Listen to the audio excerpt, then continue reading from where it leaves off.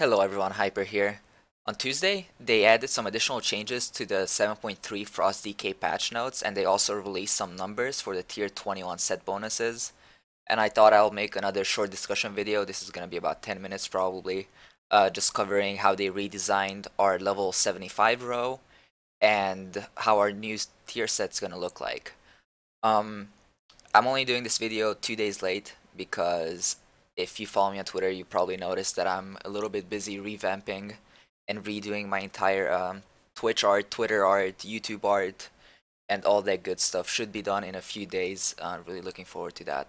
Let's just jump straight into it and see what other changes they made.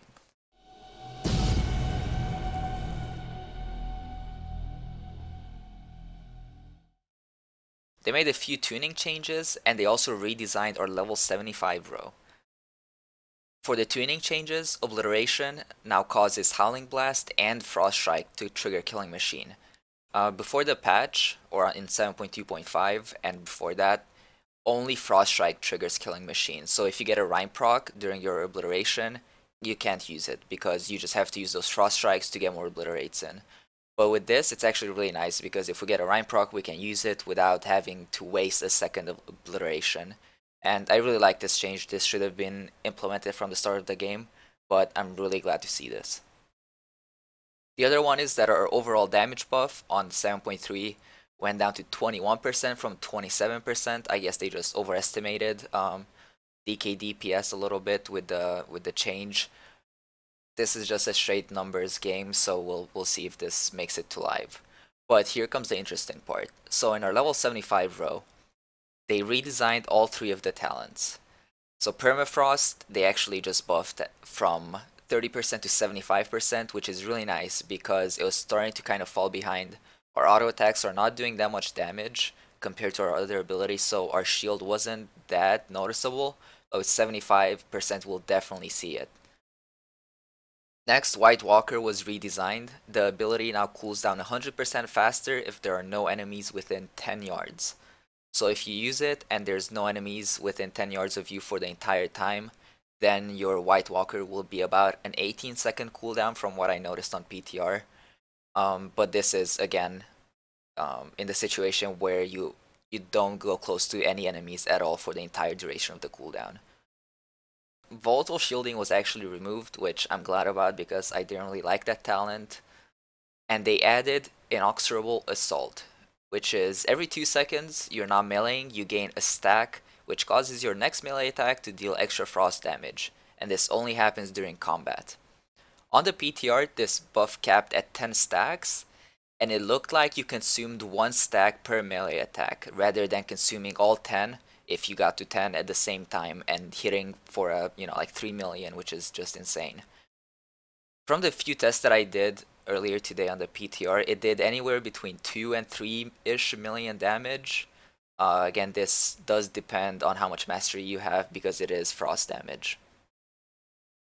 And the buff lasts 10 seconds, and it does persist after combat. So if you happen to stack it up, like in a Mythic Plus between packs, right, you stay in combat for a little bit after a pack, and you can actually move on to the next pack and you'll still have it up.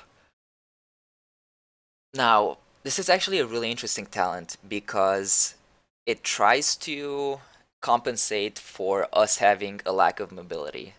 Whenever we run between targets, for example, right, we have downtime, we don't have too much mobility, so we can't get there fast.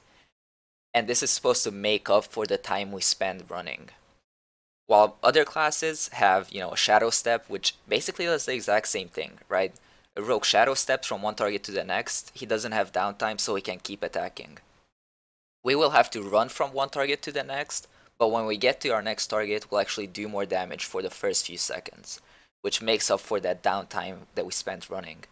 Now, of course, it's not as useful as a shadow step, for example, or a heroic leap or a charge, but it does make up for some of that downtime. And it's really interesting that they added a straight damage talent in a defensive row. Or utility row, I should say, because Permafrost, right, is our basic defensive go-to as Frost DK. I've used that pretty much every raid when I was Frost, because the shield was just nice. And then White Walker, can be used and most probably will not be used in raids, because you're always within 10 yards of a target. But in open world or even some Mythic Pluses, it might see quite a bit of use. And this new talent, again, is interesting because it's a damage talent in a utility and defensive row.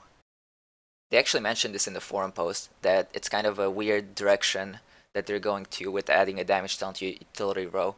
But I'm really curious to see how this turns out, because it will definitely see its uses on bosses, for example, like Kill Jaden right now, where he has the first transition phase where he flies up and you can't attack anything, but you're stuck in combat.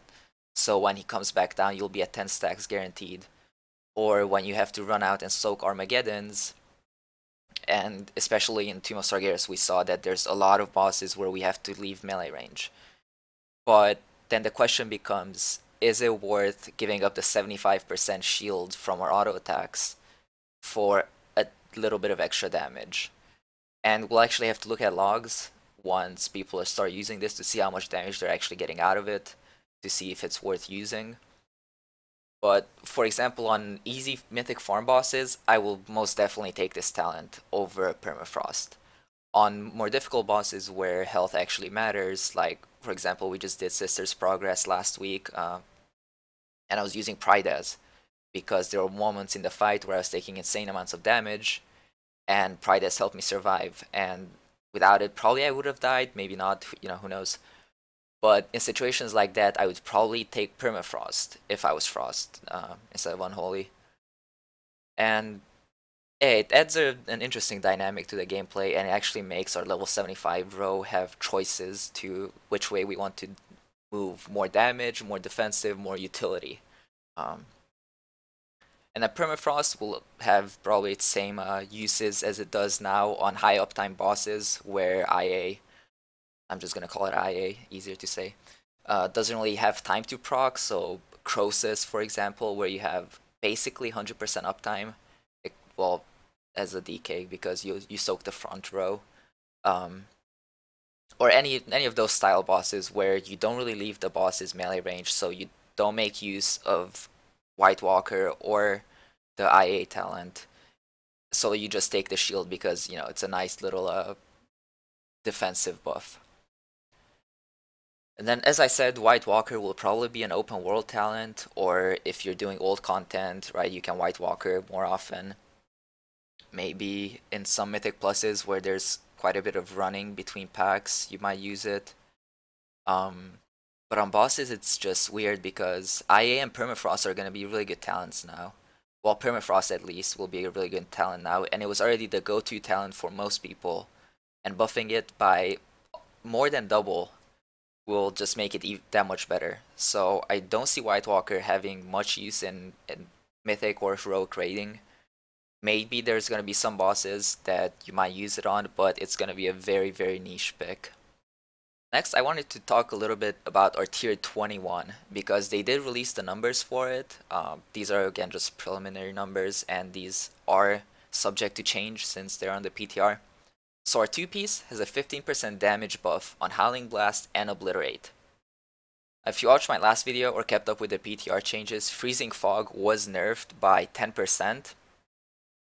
And this basically counteracts that nerf if we were to take Freezing Fog over the other talents in the row. And if we don't, then it's basically a built-in freezing, like a smaller Freezing Fog, right? Because that's going to be 20%, this is 15%. And this also stacks nicely with the Belt legendary, because that buffs our Obliterate by 10%, and our 2-piece buffs it by 15%. So if used together, we have a 25% buff on our Obliterate.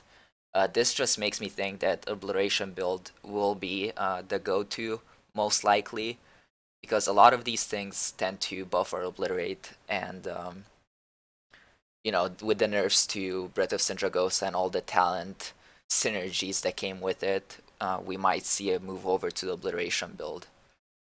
Now our 4-piece has a chance to release a barrage of icy spikes when dealing frost damage, and they said that it has about 2 procs per minute. I can't test this because the tiers pieces are not yet on the PTR to be tested. But again, this is just a boring, you deal some extra damage whenever you attack, and it happens RNG throughout a fight quite a few times, and I don't really like it. It seems kind of like a lazy set bonus to me. It doesn't change our rotation in any way. After the Nighthold tier and the Tomb of Sargeras tier both changed our rotation, while the Nighthold one changed our playstyle because it buffed Breath of Sindragosa so much, more so than anything else. But then our Tomb of Sargeras gear, or set bonus, does change slightly how we use Pillar of Frost and when to use it. And this just seems kind of like it's a very passive set bonus, and I've noticed this, it's the same with Unholy. It's a very passive set bonus where you don't have to pay attention to it, you don't have to track it, it just happens.